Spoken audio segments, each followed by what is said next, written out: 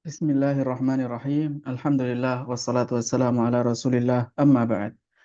Ini adalah materi yang berkaitan dengan ta'rif istilah-istilah dalam usul fikih yang masyhur.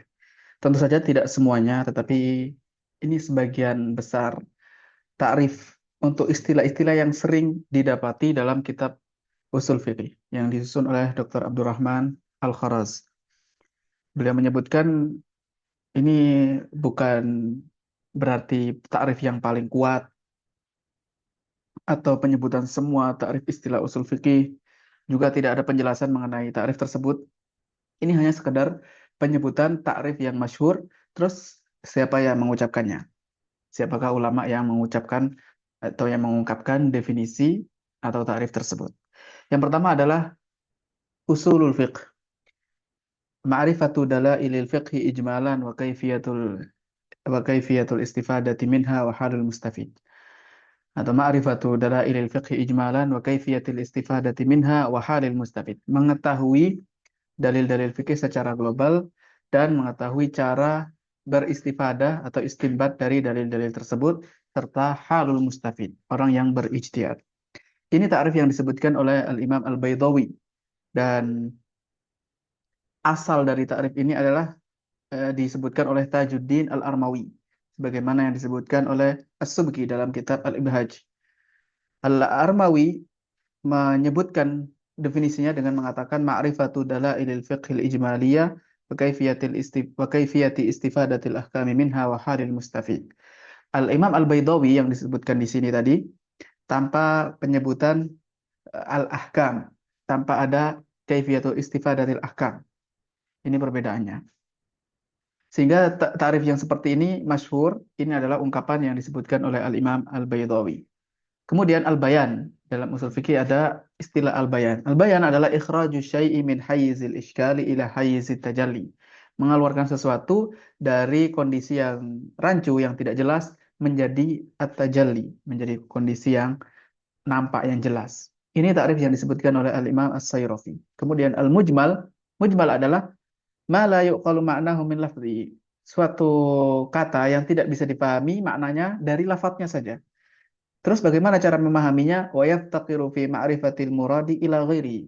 Dia membutuhkan sesuatu yang lain supaya bisa diketahui makna atau maksud dari ungkapan tersebut. Ini ungkapan yang disebutkan oleh Al-Imam Asy-Syirazi, ta'rifnya Asy-Syirazi untuk istilah al-mujmal.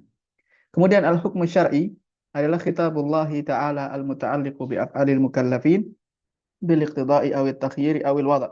Hukum syar'i adalah khitabullah, suatu ungkapan yang berasal dari Allah Azza wa Jalla, kemudian ungkapan tersebut berkaitan dengan perbuatan hamba. Baik al-iqtida yaitu suatu permintaan untuk dikerjakan maupun ditinggalkan, awit takhir atau pilihan. Iqtida mencakup wajib, sunnah, kemudian haram dan makruh. At-takhir dia hanya berkaitan dengan mubah. Au al-wada atau khitabul wada, yaitu alamat, contohnya sabab, as-sabab, al-illah, dan yang lainnya. Ini takrif yang disebutkan oleh Al-Imam Ibnul Hajib. Kemudian takrif berikutnya adalah, dan ini lebih bagus jika kita hafalkan, kita mengetahui siapa yang mengungkapkannya berdasarkan lafaz tersebut. Kemudian wajib, takrifnya adalah ma yuthabu ala fi'lihi wa yu'aqabu ala tarkihi. Suatu pekerjaan, suatu hal yang jika dilakukan maka mendapatkan pahala pelakunya, dan jika ditinggalkan maka pelakunya dihukumi, diiqab, dihukum. Ini adalah ta'rif yang disebutkan oleh Al-Imam Al-Juwaini. Dan sebagaimana kita tahu, ini adalah definisi dengan ats-tsamarah, yaitu hasilnya, buahnya. Hasil dari hukum wajib tersebut. Karena definisi wajib ada beberapa versi, dan ini adalah tsamarahnya. Kemudian istilah fardul ain adalah al-wujubu in tanawala kull ahad. Suatu hal yang wajib apabila mencakup setiap orang. Setiap orang harus melakukannya, itu fardu ain. Lawannya adalah fardu kifayah. Ta'rif ini disebutkan oleh Al-Imam Al-Baydawi. Kemudian al-ada ma fa'ila fi waqtihil muqaddari lahu syar'an awalan. Ada adalah melaksanakan sesuatu perbuatan yang dikerjakan di waktu yang telah ditentukan yang sudah ada ketentuannya secara syariat. Awalan, yaitu di awal, dikerjakan pertama kali, itu namanya ada. Melaksanakan pada waktunya pertama kali. Ini adalah takrif yang disebutkan oleh Ibnul Hajib. Dan sebagian ulama yang lain menyebutkan tanpa awalan. Tetapi ini apa adanya yang disebutkan oleh Imam Ibnul Hajib seperti ini. Yang tanpa menyebutkan awalan adalah contohnya Amir Badsyah Al-Hanafi dalam Taisirut Tahrir hanya menyebutkan ma fu'ila fi waqtihil muqaddari lahu syar'an.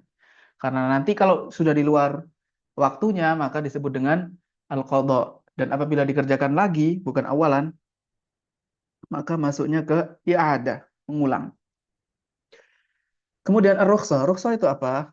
Tarifnya Al-Baydawi, al-hukmu tsabitu ala khilafid dalili li udhrin. Hukum yang ditetapkan menyelisih dalil karena ada suatu uzur. Misalnya orang yang musafir boleh mengqashar salat, kemudian al-fitr tidak berpuasa pada bulan Ramadan. Selanjutnya adalah as-sabab. As-sabab ma yalzamu min wujudihil wujud wa min adamihil adam lidzati. Sebab adalah sesuatu yang jika ada maka dia akan ada juga. Jika sebabnya ada, maka suatu konsekuensinya ada. Wa min adamihi al-adam lidzatihi. Dan apabila sebabnya tidak ada, maka sesuatu dampaknya atau hukumnya tidak ada juga. Ini disebutkan oleh Al-Imam Al-Qarafi. Ya, Al-Qarafi menyebutkan ta'rif as-sabab, asy-syarat dan al-mani dengan lafaz yang semacam ini. Al-Qarafi menyelisih sebagian ulama yang lain sebelumnya karena beliau menambahkan kata lidzatihi. Ya, memang ada sebagiannya. Ini bukan menunjukkan yang pertama kali, tetapi ini ta'rif yang masyhur. Siapa yang mengungkapkannya, maka ini ungkapan Al-Imam Al-Qarafi. Adapun asyarat, ya contohnya sabab adalah orang yang membunuh maka dihukumi qisas. Nah, semacam itu sabab. Kemudian asyarat ma yalzamu min adamihil adam wa la yalzamu min wujudihil wujud wal adam lidzati. Jika tidak ada maka tidak ada jika syaratnya tidak ada maka tidak ada juga perbuatan yang masyruut yang disyaratkan. Tetapi kalau syaratnya ada, tidak mesti perbuatan yang disyaratkan harus ada. Contohnya adalah wudu dan sholat. Wudu atau toharo adalah syarat untuk sholat. Orang yang tidak berwudu maka tidak boleh sholat. Tetapi orang yang dalam kondisi berwudu tidak mesti harus sholat. Tidak menunjukkan harus sholat, tidak juga tidak boleh sholat. Lidzati. Kemudian al-mani' ma yalzamu min wujudihil adam. Kalau ada malah tidak ada suatu perbuatan tersebut. Itu penghalang. Wala yalzamu min adamihi wujudun wala adamun lidzati. Tetapi kalau tidak ada mani, tidak ada konsekuensi wujud dan adam secara zatnya. Contohnya penghalang adalah orang yang berpuasa. Orang yang berpuasa penghalangnya adalah dia contohnya wanita yang haid. Maka kalau ada haid tidak boleh berpuasa.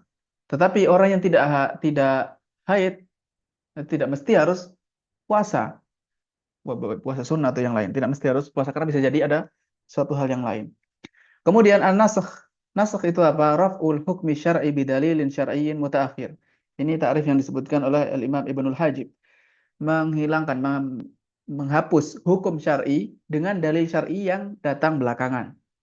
Kemudian ini disebutkan juga bahwasanya ini ta'rif yang disebutkan oleh Al-Imam Al-Bazdawi. Dan beliau menyebutkan bahwa ini adalah ta'rif sebagai ulama mutaakhirin, tetapi yang sahih ini ta'rif yang disebutkan oleh Al-Imam Ibnul Hajib. Lafadznya Ibnul Hajib.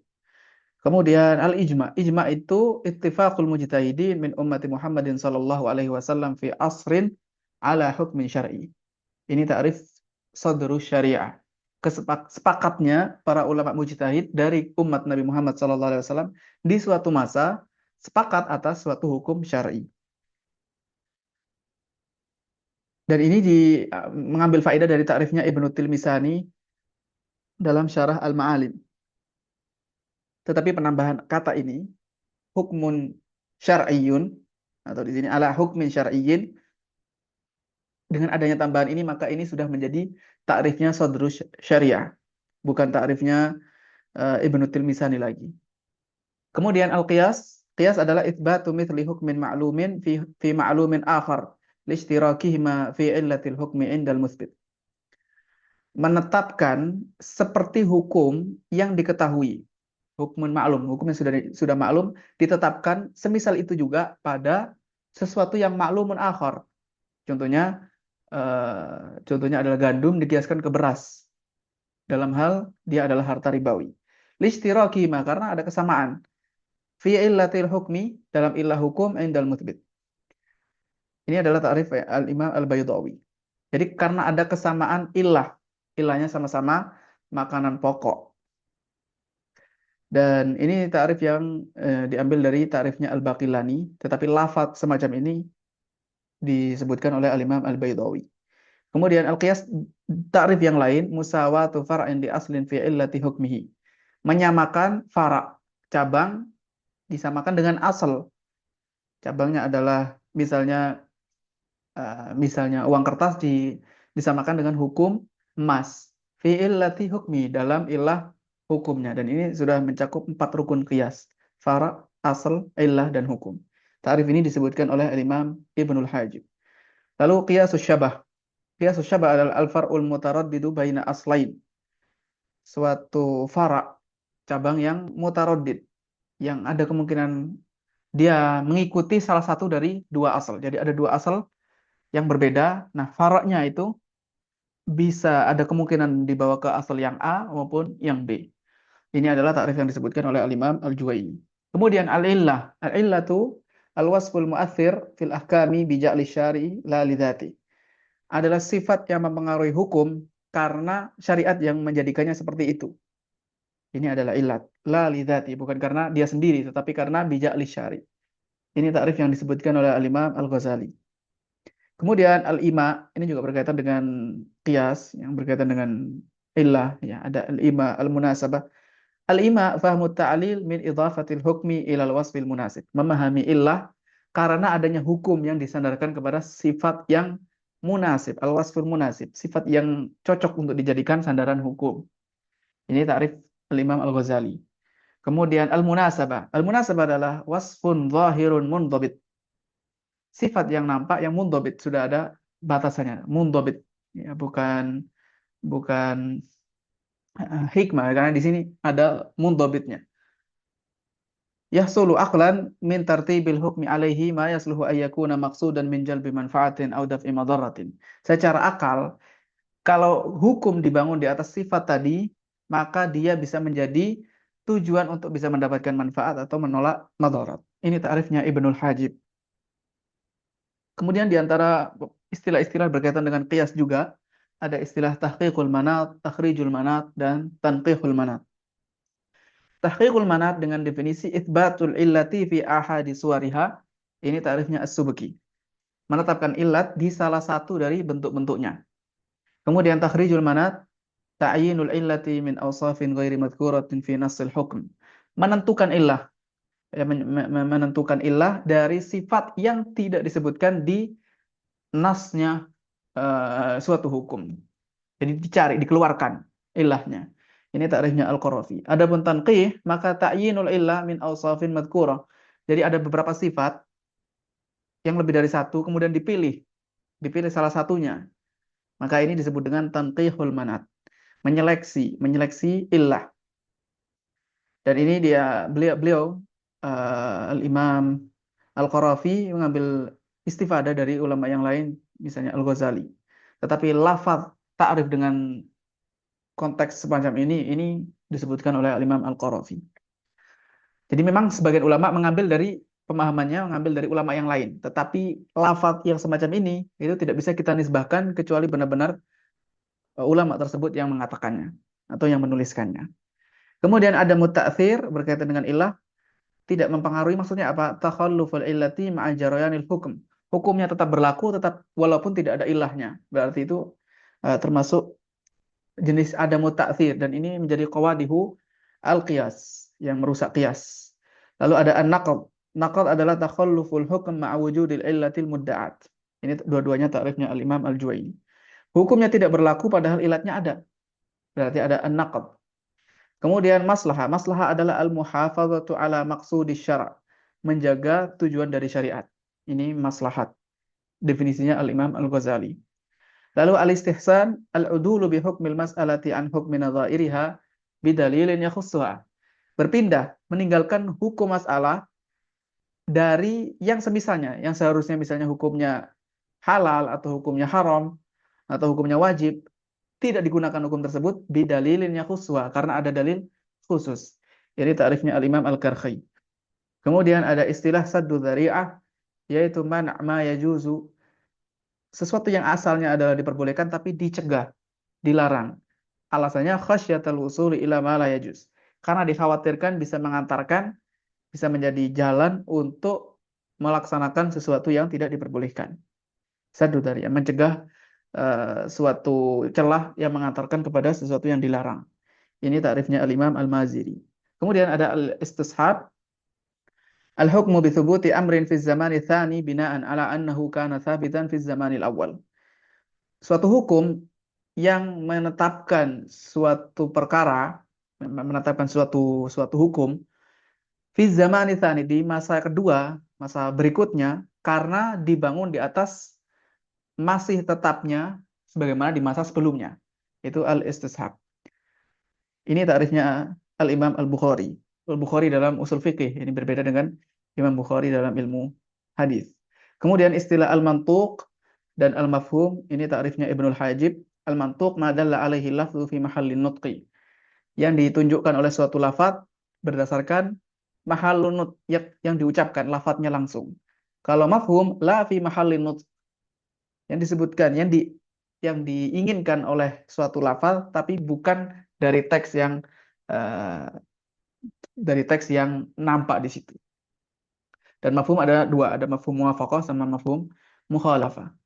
Selanjutnya al-haqiqah asy-syar'iyyah adalah al-asma'ul manqulatu minal lughati ila syara'. Ini takrifnya Asy-Syirazi. Haqiqah syar'iyyah, contohnya salat. Salat secara bahasa doa. Jadi sebagian ulama mengatakan aslinya adalah ad-du'a secara bahasa. Nah, haqiqah syar'iyyah ini isim nama yang dipindah dari suatu makna lughawi ke makna syariat. Ini al-haqiqah asy-syar'iyyah. Walaupun ada khilaf ya berkaitan dengan istilah haqiqah syar'iyyah ini apakah manqulah ataukah tidak. Kemudian al-am, ta'rif al-lafzul mustaghriqu li jami'i ma yasluhu lahu bihasabi wad'in wahid. Lafaz yang mencakup semua yang tercakup, yang masuk ke dalamnya bihasabi wad'in wahid.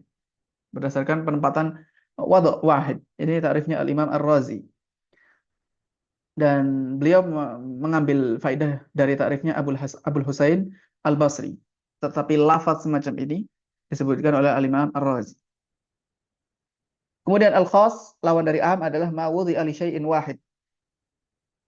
Suatu lafaz yang digunakan untuk yang mencakup atau digunakan untuk sesuatu yang satu saja. Ini takrifnya Abul Khattab. Kemudian at-takhsis, at-takhsis adalah bayanu ma lam yarid bil lafzil am. Menjelaskan sesuatu yang tidak diinginkan, yang tidak datang dengan lafaz umum. Itu namanya at-takhsis, mengkhususkan. Tarifnya as-sam'ani semacam ini. Kemudian al-zahir, kullu lafdhin ihtamala amrayni wa fi ahadihima adhar. Zahir adalah setiap lafaz yang ada kemungkinan dua hal. Ada kemungkinan makna A dan B. Tetapi wa fi ahadihima adhar. Salah satunya lebih nampak. Itu Asy-Syirazi yang menyebutkannya. Dan ini jika kita hafalkan, maka tentu saja ilmu kita menjadi lebih kuat. Kemudian at-ta'arud adalah at-taqabulud dalilaini ala sabilil mumana'. Pertentangan antara dua dalil yang tidak mungkin disatukan, saling bertolak belakang. Ini tarifnya Az-Zarkashi. Kemudian at-taqlid, qabulul qawli min qailihi bighairi hujjah. Menerima ucapan dari seseorang tanpa dalil, tanpa hujjah. Ini taklid. Disebutkan oleh Al-Imam As-Sam'ani, tarif semacam ini. Kemudian terakhir, al-ijtihad. Ijtihad dengan tarif istifraghul juhdi fi darkil ahkami syar'i. Mengerahkan usaha untuk mengetahui hukum-hukum syariat. Ini takrif ijtihad yang disebutkan oleh Al-Imam Al-Baitawi. Nah, setelah kita mengetahui beberapa takrif ini, maka kita bisa hafalkan, kemudian kita perdalami, dan insya Allah Ta'ala kita bisa mendapatkan faedah yang banyak.